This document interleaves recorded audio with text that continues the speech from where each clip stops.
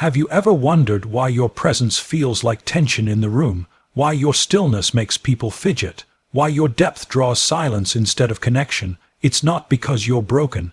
It's not because you're arrogant. It's because you are no longer asleep. See, in a world addicted to noise, the quiet man is unsettling, not because he disrupts, but because he doesn't. He sits, he sees, and more importantly, he doesn't pretend. Most people are conditioned to respond to performance smiles rehearsed, affection timed, language curated for validation. But when a man decides to stop performing, he becomes unreadable, uncontrollable, and eventually unforgettable. You're not hard to love, you're just hard to use. And that is what unsettles people, especially in a world where relationships are rarely about truth and more about comfort and control. You don't need the spotlight, you don't need to be the loudest voice in the room, because you're not looking for attention, you're looking for alignment, and that search, that devotion to truth over applause, makes you feel like an outsider because you are. But that doesn't mean you don't belong. It means you no longer belong to what's false. Most interactions in modern culture are a ritual of avoidance. Avoiding silence, avoiding honesty, avoiding the terrifying experience of being truly seen. So when you walk into a room and don't offer people their favorite drug distraction, they panic, because your stillness becomes a mirror. And mirrors don't lie, they expose, they reveal, and for people who have spent years performing, being seen feels like violence. They won't say that, of course. They'll say you're cold. They'll say you're intimidating.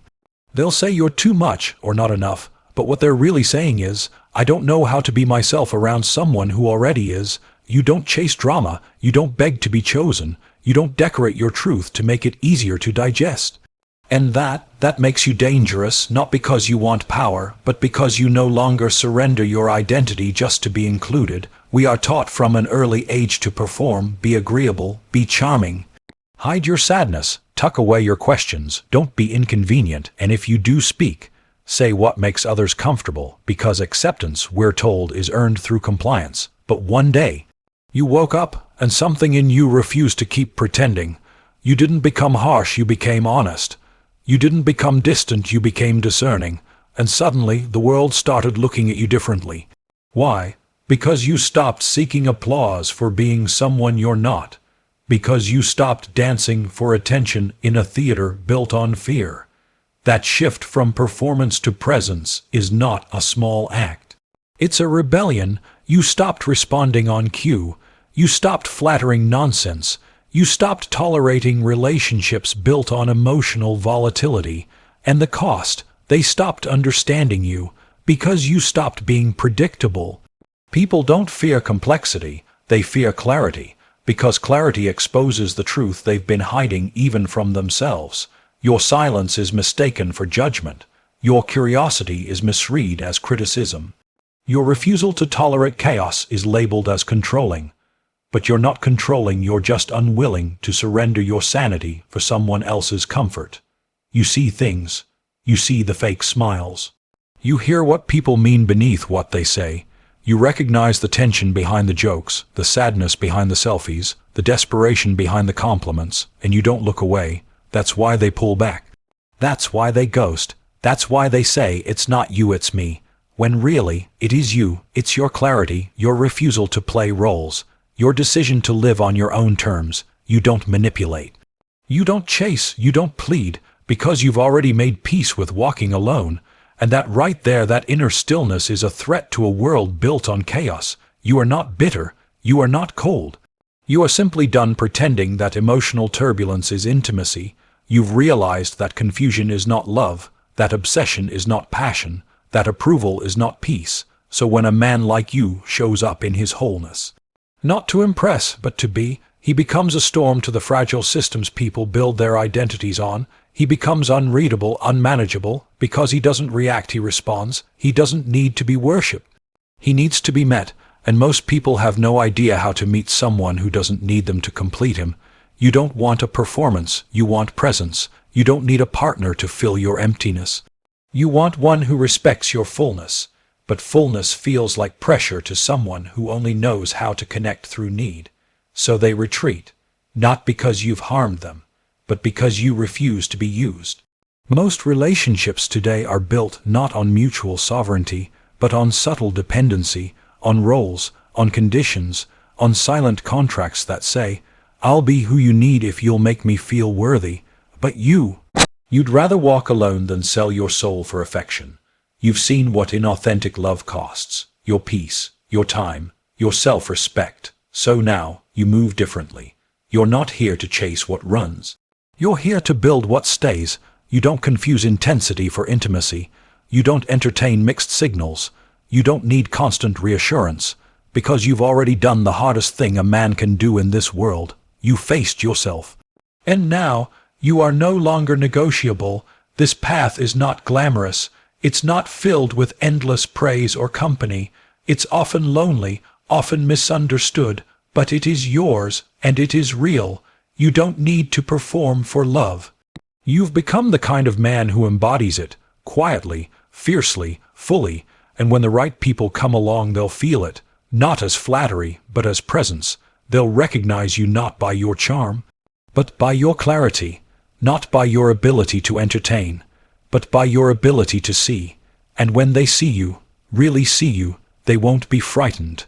They'll be found, because the rarest kind of love is not the loudest. It is the truest. So if you feel misunderstood, misread, misused, that's not your fault. That's your awakening. Stay the course, hold the line. Be the presence that reminds others what truth feels like even if they're not ready for it. Because eventually, the ones who are done performing too will find you. And when they do, you won't need to explain or convince or shrink. You'll just be, and that will be enough.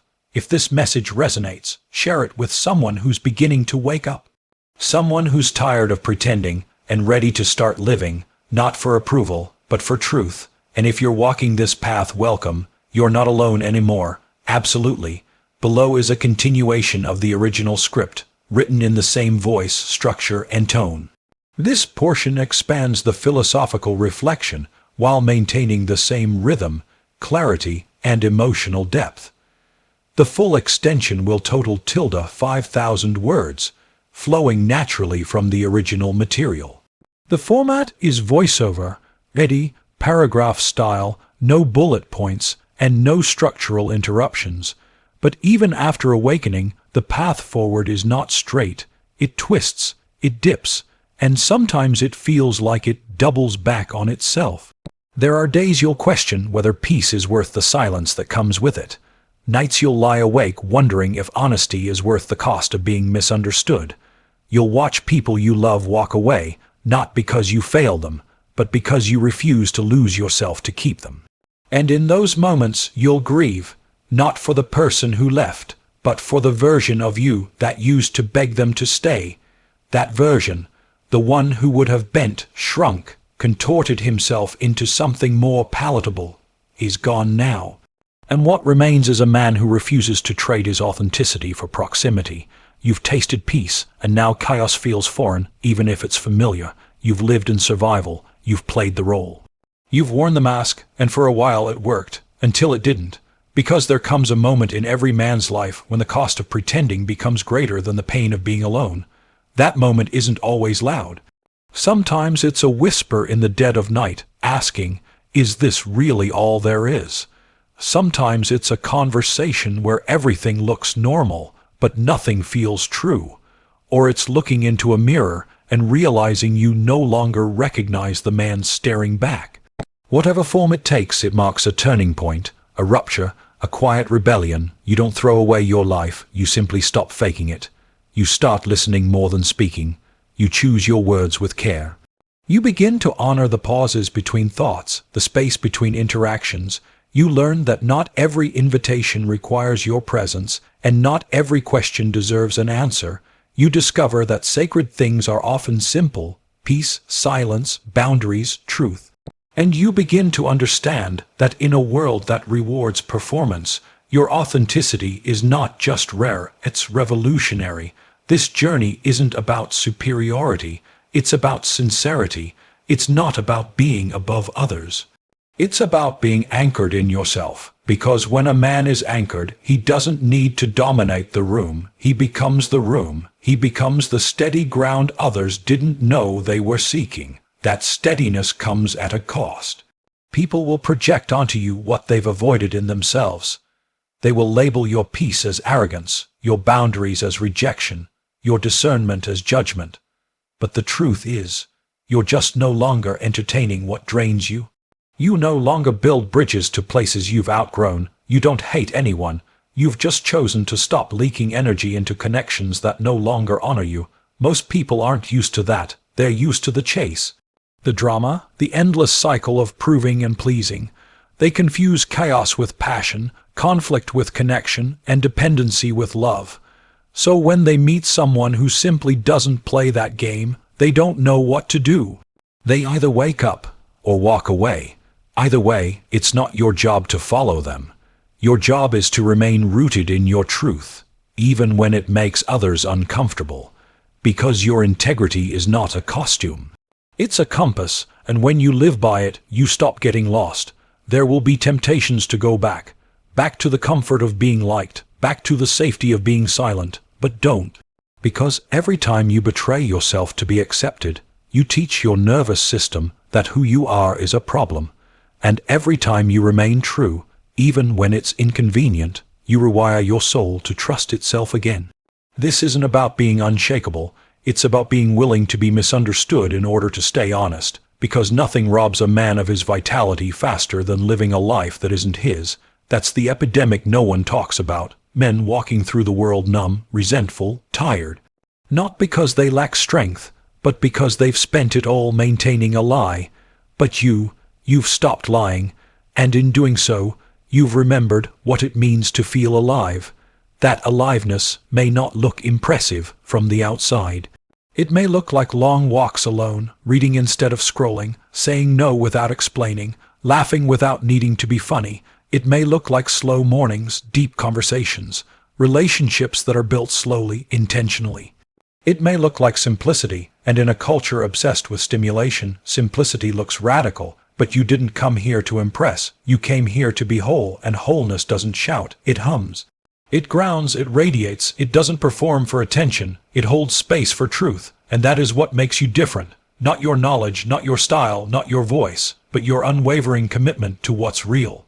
You've become someone others feel around more than they understand, someone who doesn't say much, but when you speak, the room listens, someone who doesn't need to be followed, because you're not walking to be seen.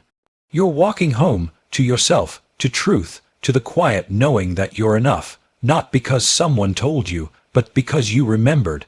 That kind of confidence doesn't come from books or mentors or likes.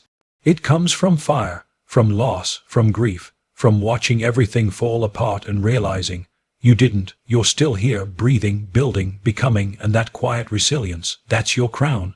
People think awakening is light and peace and endless joy, but the truth is, it's lonely, it's raw, it's a stripping away of everything false, it's crying for no reason, it's saying goodbye to people who feel like home, but were really just a habit. It's sitting in silence until your ego throws a tantrum, and choosing to stay anyway. It's breaking, not because you're weak, but because you're done holding what isn't yours. It's watching your entire identity crumble, and realizing you've never been freer. This path will ask everything of you, but it will give you back your soul. You're not here to be everything to everyone. You're here to be fully yourself, no matter the cost. That means letting go of roles, letting go of stories, letting go of the need to be seen in a certain light, because sometimes the only way to be free is to be misunderstood, and if the cost of being real is being misread, misjudged, or misquoted, so be it. Your soul is not here to be deciphered, it's here to be lived, and the ones who are meant to meet you there, they will. They won't need you to explain your light, they'll recognize it, because they've fought through their own darkness to find it too. In the end, this is not about isolation, it's about resonance. You're not walking away from people. You're walking toward people who speak the same language of truth, who don't fear silence, who don't demand performance, who aren't intimidated by wholeness. You're walking toward connection that doesn't require distortion, where being seen doesn't feel like exposure, it feels like belonging. That's the kind of connection you deserve. And that's the kind of connection you'll attract when you refuse to settle for anything less. So if you've been wondering whether your standards are too high, they're not. If you've been doubting whether you're meant to walk this path, You are, if you've been told you're too intense, too deep, too much. That's only because you are trying to pour yourself into cups not built to hold you.